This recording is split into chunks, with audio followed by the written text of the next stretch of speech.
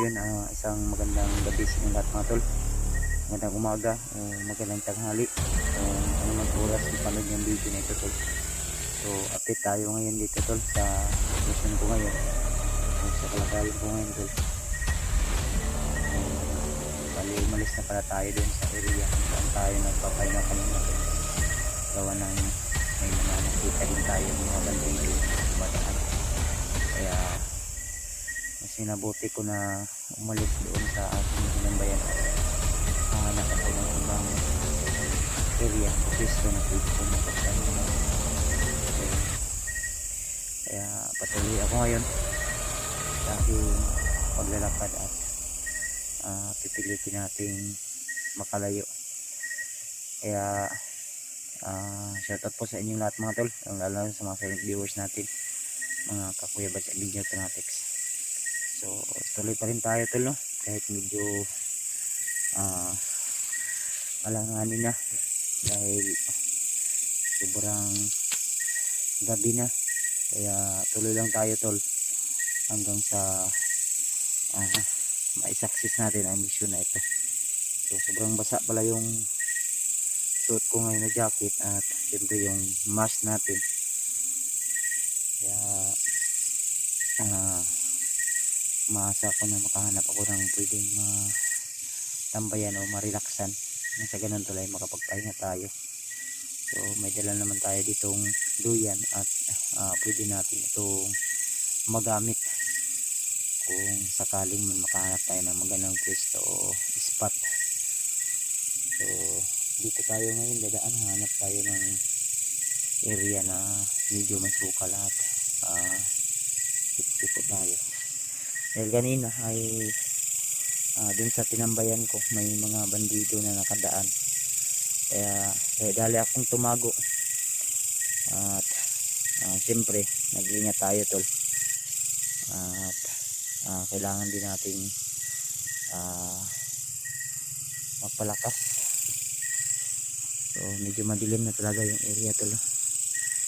So kaya hanap talaga ako ng pwede ko ma-relaxan, mapagpahingahan.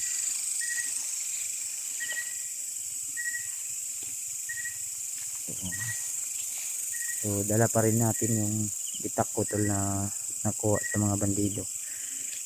Dahil malaking tulong do at magamit natin to sa ganito. Pwede natin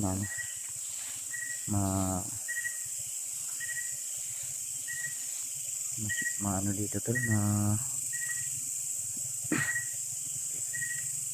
so may nag-message sa akin tol.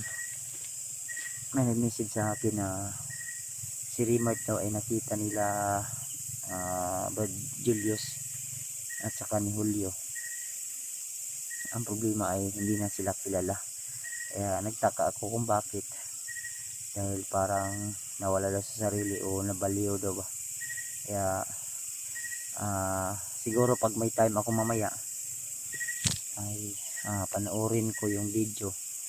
Sana kung saan ako maka-standby mga tol ay makahanap tayo ng magandang signal nang sa ganun tol ay mapanood natin yung video nila para may update naman tayo tol kung ano na yung kalagayan o sitwasyon. Dahil may mga nag-message lang po sa akin ng mga supporters na yun daw yung nangyayari o kaganapan. Kaya kailangan ko rin na masilip. Kaya tol, kung pansin niyo po na hindi tayo agad maka-upload, so siguro wala tayong signal o di kaya naubusan tayo ng load. Kaya minsan talaga yung data ko ay talagang mabilis maubos gawa ng data yung gamit natin at siyempre yun yung ginagamit natin, malakas kumain ng upload. So data yung video na in-upload natin, kaya kailangan talaga na may mga pundo tayong load o di kaya may laman yung Gcash natin na pwede nating i-load kung sakaling man mag-warning na paubos na yung ating load data para sunod-sunod yung ating mga upload. Kaya minsan di tayo agad maka-upload gawa na rin sa malabo yung signal at walang signal.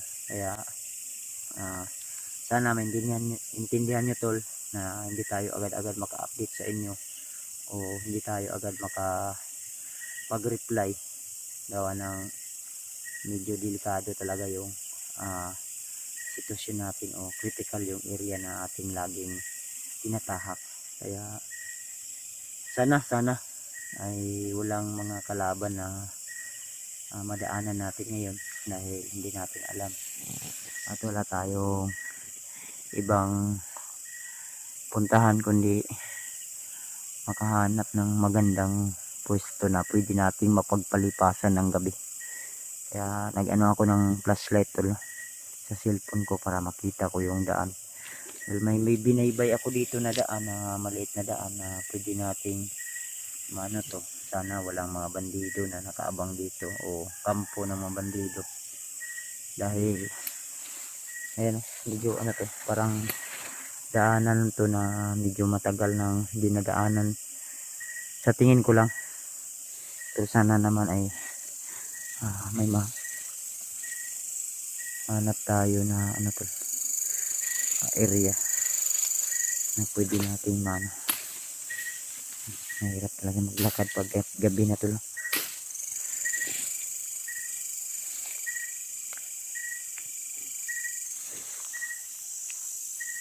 Ito ano to, daat, so delikado to pag maano natin sa balat.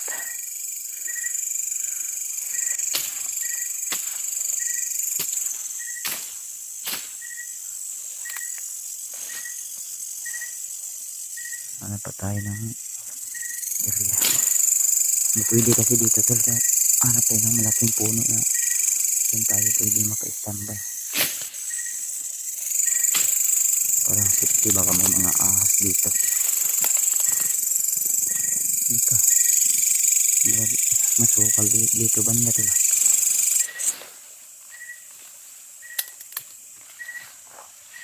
Delikado pala talaga, para delikado talaga dito to. Kaya huwag niyong subukan maging isang hunter, dahil kung susubukan dapat buo yung dibdib at buo yung loob niyo para hindi kayo maagrabyado. Buti lang ay may naagaw tayong itak ng mga bandido at magamit tayo, dahil yung aking kutsilyo na maliit, kung yung punyal nasa hawak ko talaga at baril.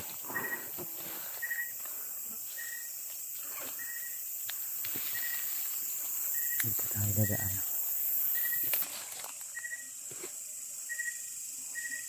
Ang nadaanan din dito.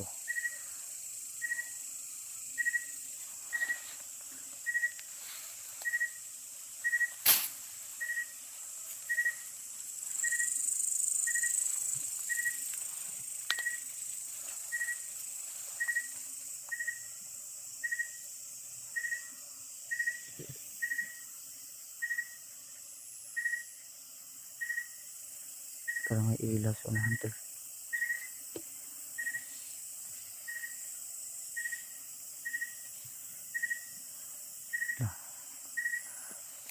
May ilaw sa unahan. Ang damay.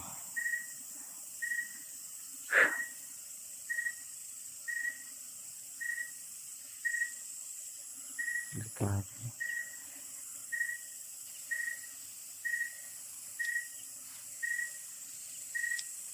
May ilaw sa unahan.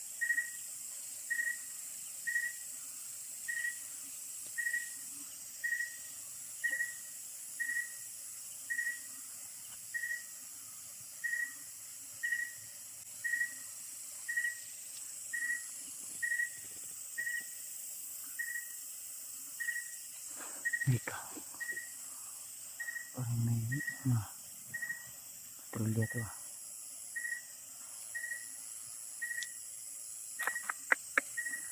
Delikado to to.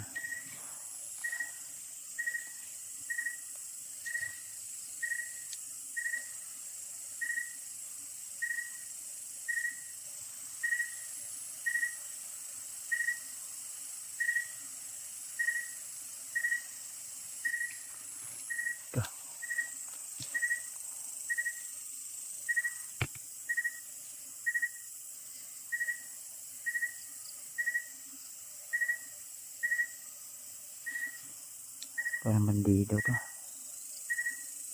Delikado. Yung daanan na binaybay ko ay parang may mabandido na nagpatrolya to. Kaya hindi pwede na tutuloy tayo sa area na ito. Wala tayong ibang daan na pwedeng ano. Kaya babalik siguro tayo dun sa pinanggalingan natin kanina. Bandido dyan, no? Wala, i-zoom natin dun. Ayun. Malayo yan pero nawala. Delikado yun. Parang marami sila.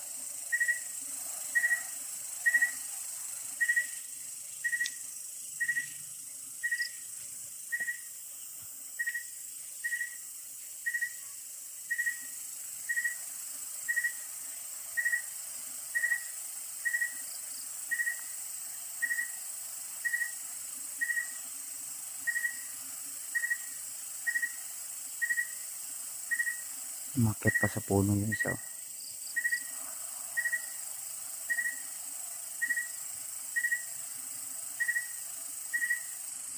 Ikaw.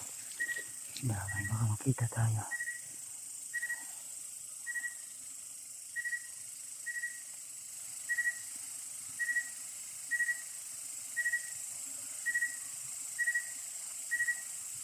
Delikado. Wala tayong ibang choice tool kundi pabalik tayo dun sa ating pinanggalingan kanina. Delikado nyo.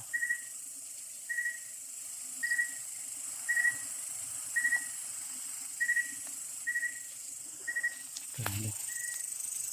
Balik tayo dun to.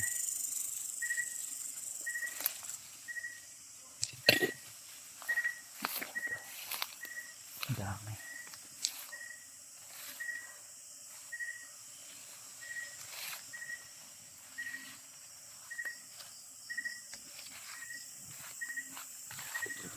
Dami. Tingnan, nakabalik tayo agad. Parang papunta sila dito. At muna natin yung ano tol, baka napansin nila tayo na may ilaw. Pandamay. Diyos ko Lord. Yung mga ilaw po. Parang sumunod dito sa akin. Dami.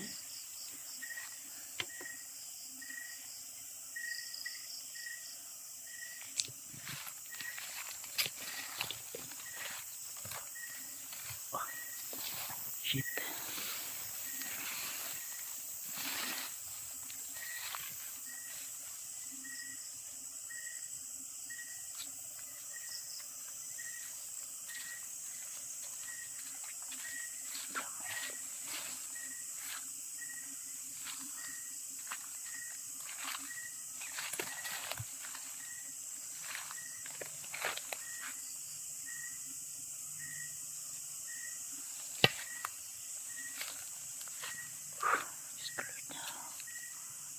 Pasensya na tila kung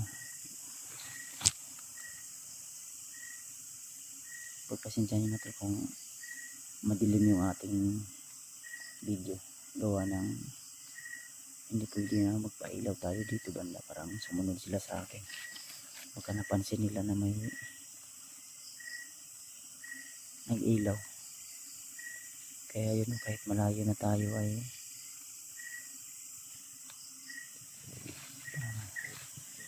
ano pa rin. Dami. Okay.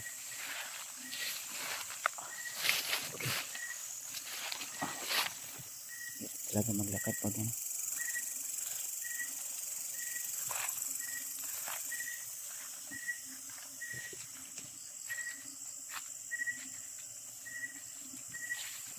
Patayin ko muna ito na yung video.